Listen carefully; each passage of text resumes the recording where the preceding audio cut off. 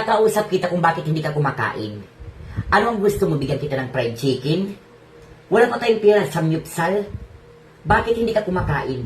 Kahapon ka pa hindi kumakain, ang tigas ng ulo mo. Tingnan mo, ano, gusto mong sumali ng Miss Universe? Nagpapaano ka, nagpapasiksin, nagpapadiet ka? Paano ka niyan magkakaroon ng lakas? Gusto mong, pangarap mong magkaroon na, sumali ng Miss Universe? Bakit hindi ka kumakain? Kasi hindi mo ako sasagutin, may pahikbi ka pa? Ano, iiyak ka? Hindi mo pwede. Dito ka, wag mo akong anuhin, wag mo akong idaan, makinig ka sa akin. Bakit hindi ka kumakain? Yung pangarap mo gusto mo mag-Miss Universe? Maging balingkinitan ka, yung balakang mo? Ha? Huwag mo akong aarte ng ganyan na parang iiyak ka.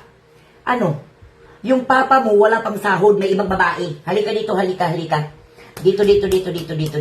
Dito! Here, halika.